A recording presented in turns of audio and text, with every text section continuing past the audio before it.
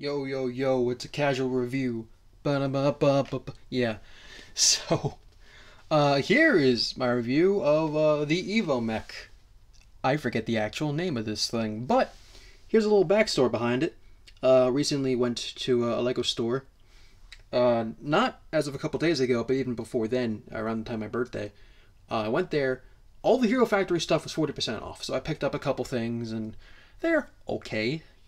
So I went back there a couple days ago to pick up a couple things and get the free mask packs, the translucent orange howl, which I'll talk about in the podcast eventually.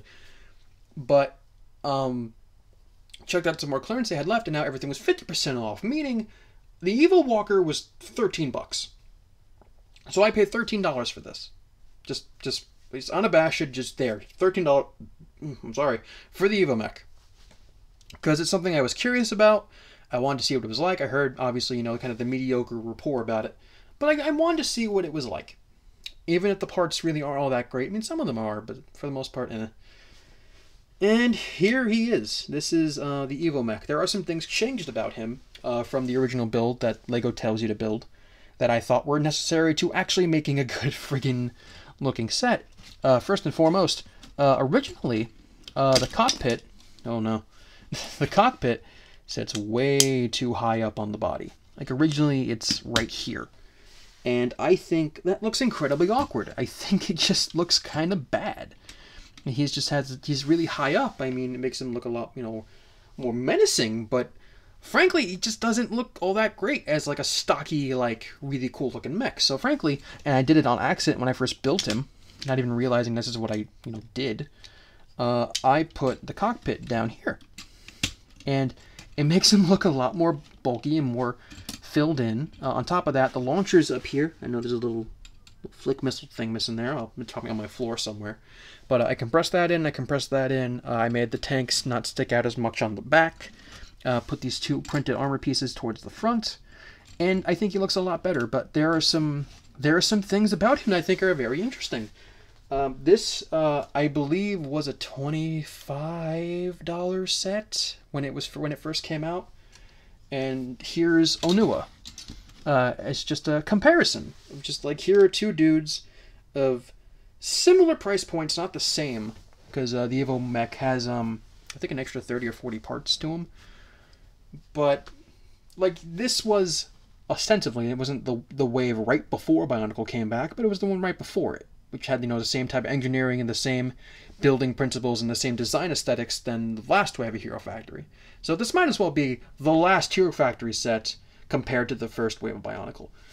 And as just a conversation piece, I think it's very interesting to see, like, this is the same designer who made this probably designed Onua. I mean, the same team who designed it, and the comparisons are there.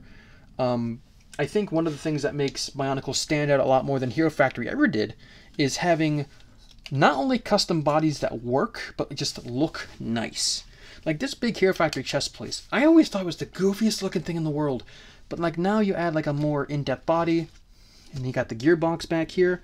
And you know what, like, as great as the gearbox is, having, the extra play feature, which I think is really cool for having a toy like this, it's an excuse to add some more custom, kind of more built-out looks to a body. One of the things I loved so much about when I started to make more custom, pieces and mocks, was making torsos, because you weren't constrained to having an Anika torso or anything else. You could make any size torso you wanted. And, people give Onua flack because he's really big and bulky, he looks kind of weird and kind of dumpy, but he's the most creative out of all the Toa because of just his design and the way he's constructed, and generally I think looks the most clean out of all of them. Well, no, I think Leiwa's pretty clean too. But looking at Evo Mech Man here, it's a very interesting comparison, because there are some bits on here that, like, there are some open ball joints. I mean, these legs in particular, not the greatest legs in the world, because he doesn't have an ankle. No ankle at all, so if you want to pose him in anything, it's going to look kind of weird. But he has kind of a knee joint. I mean, it's okay. It's nothing particularly special. His hips are really nice. I think the way they're designed here We had these two ball jointed system, and they can actually splay out a lot more than I thought they would. I mean, for posability, yes, it works, but it just doesn't look good. It doesn't look clean. And I think one of the things that that the new wave of Bionicle did, especially with the new wave that's coming out during the summer, the set that's coming out with Akimu, does this, where he has these stronger joints that not only extend, the height, but like make his hips a lot stronger, like, negating the entire thing of having this double ball joint system. Which I never thought was a bad system, it was just never covered up right. And granted, there was a budget along these things, they had to have certain gimmicks of the piece count, like adding, flick fire missiles, like, a Zammer Sphere launcher, like, these are things you have to add to play features, to fit the demographic of kids, to make these more like an action figure, and I get that. But, just structurally, I think the toy should look good on its own. Like, oh no, if I take his weapon off and, like, take his armor off, he still looks like a really cool toy. Like, he's just fun to play with. This guy, he's okay. He's marginally okay. He's not fantastic. And there are some other design bits on here that I think are just kind of bizarre. Like, he can't move his arms out too much because of the design of the shoulder, and it could be fixed on your own with the pieces given to you in the set, but I don't know. This isn't more so a review of the set, because I think overall it's a semi-mediocre set with some cool ideas, but overall I think just falls flat in becoming a fun toy. And I know it's the same designers who, from these guys who made Bionicle, and I think they took a new design philosophy in terms of, like, how do we reimagine using the character creation building system, the CCBS, as people so elegantly love to call it, but taking the core idea of what the system was used for, adding some custom elements to it, and adding some old school Bionicle bits that really make it stand out. Like, frankly, the Protectors and the Heroes are not different. Like, in terms of, like, the piece count, in terms of the gimmicks, like, there's nothing really different about them, except for, like, the Bionicle, like the Protectors have the little blasters, and they have, actual masks. But there's nothing all too different. But I think they have a lot more character. They're not as generic. I think the EvoMech here, while he looks, cool, I mean, he looks like a nice bulked out looking mech, it's kind of generic looking, and nothing all too special about it. I mean, it's different in terms of this last wave, because, there's actually a tiny minifigure piloting a giant mech, but frankly, this is no different than, like, Evo, like what is it, Stormer XL or Rocket XL, which that alone was a completely weird, different thing.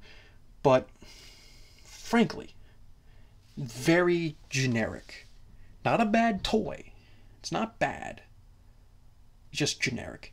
And I think the Bionicle builds took the same type of pieces, but at the same time made him more characterful. Like, yes, Onu is stumpy, he is wide, he's very just weird looking, but I think having that, the fact they decided to make him stand out not only from the other Toa, but a lot of other things they've designed as well, especially from, like, a lot of the villain builds they made for the Hero Factory sets.